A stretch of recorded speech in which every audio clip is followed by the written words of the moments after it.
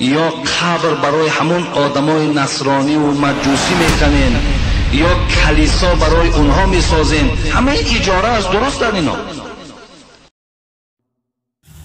الحمد لله رب العالمين والصلاة والسلام على أشرف الأنبياء والمرسلين نبينا محمد وعلى آله وصحبه أجمعين. أما بعد، برادر سوال کرده است که آیا جایز هست در قبرستان خریستیان‌ها کار کردن؟ چگونه که معلوم هست برای هر یک ما، تاجیک‌های امروز در روسیه خیلی زیاد در قبرستان‌های کفار، در قبرستان‌های خریستیان‌ها کار میکنند. حکم همین چی است در اسلام؟ أعوذ بالله من الشيطان الرجيم وقوله تعالى ولقد كذب أصحاب الحجر المرسلين. سورة حجر. بتحقيق أصحاب حجر يعني قوم ثمود پیامبرها را تکذیب کردند. پیامبرها را تکذیب کردند. و همچنان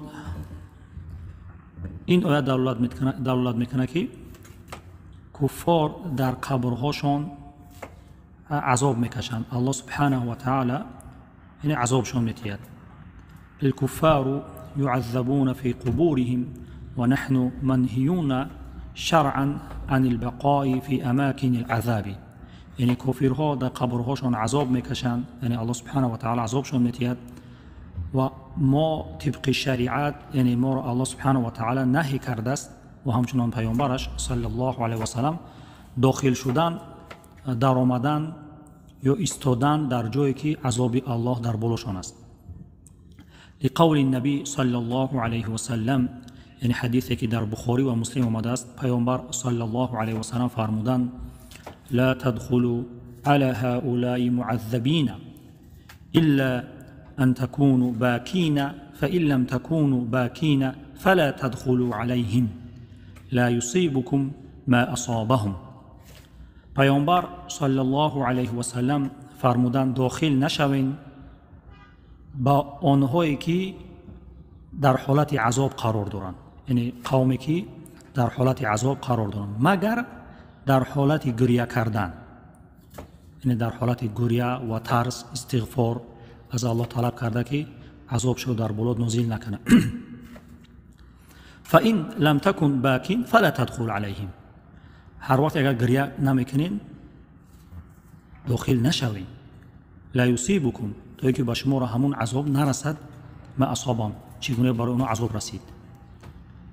و در اینجا دیگه حدیث دیگر هم ذکر می شود که از عبدالله ابن عمر که رضی الله عنهما، رسول الله وقتی که به جنگ تبوک می رفتن در همین دیار حجر چی شدن؟ نازل شدن، هم خیلی بگیم گذشتن.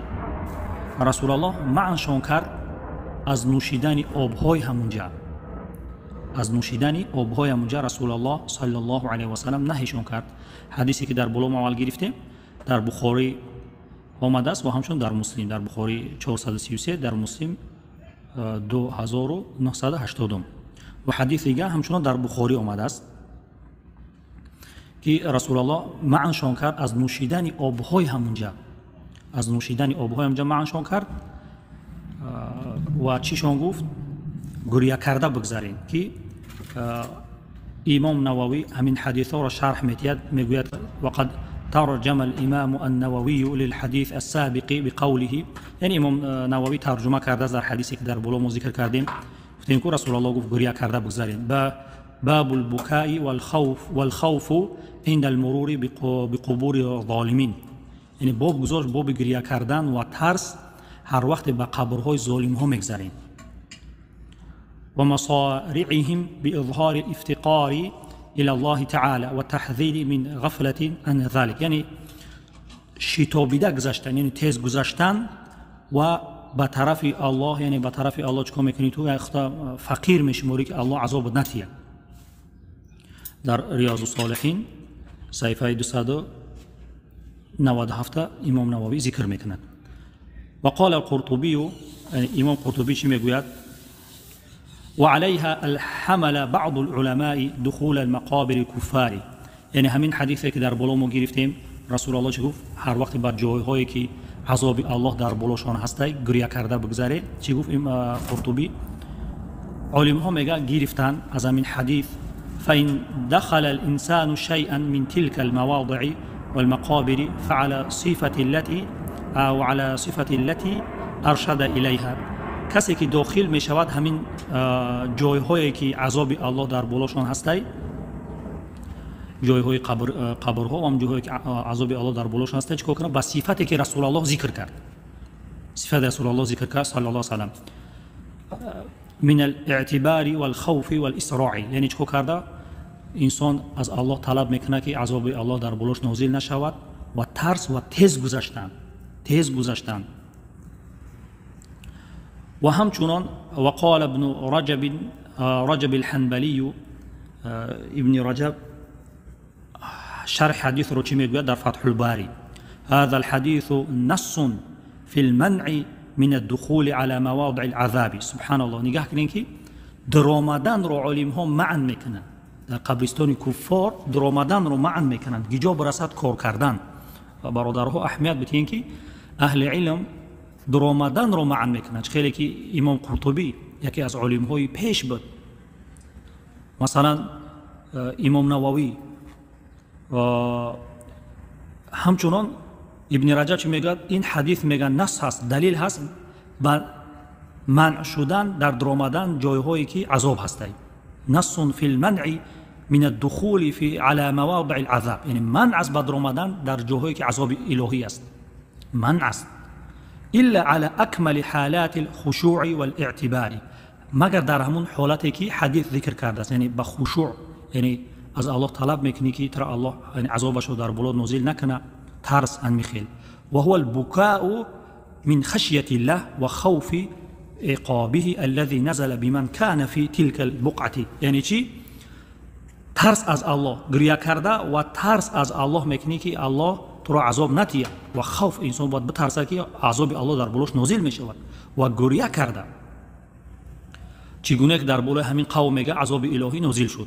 و ان دخول على غیر هذا الوجه یخشى منه اصابه العذاب الذي اصابهم. اگر با دیگه صفت میگه داخل شدن، یعنی خیلی که ما میبینیم کسانی که کار میکنن در قبرستان هم کفار، خرسند بازی کرده، شوخی کرده، کار میکنن. یعنی رسول الله درآمدن رو معنی کرد، رسول الله درآمدن رو معنی کرد، دیجا برسه کار کردن. ابن رجب چی میگه؟ اگر در همون صفتی که رسول الله ذکر نکرده است با غیر این صفت بدروی، عذاب الهی میگه در بالات میآید. میگه و هذا يدل على انه لا يجوز السكن بمثل هذه الارض. این حدیث میگه دلالت میکند که جایز نیست در اینجا زندگی کردن، ولا اقامت بها، یا اینکه اقامت کردن یعنی استادن در همونجا. وقد صرح بذلك طائفه من العلماء، و همچنان گروهی از علم ها همین گپ رو زدن، منهم الخطابی و غیره، و نص علیه احمد و امام احمد همچون خطابی و امام احمد همچون گفتن منع است زندگی کردن در همون جاها و استادن. و دیگه علم ها هم ذکر میکنن که درآمدن در جاهایی که عذاب الهی است منع است.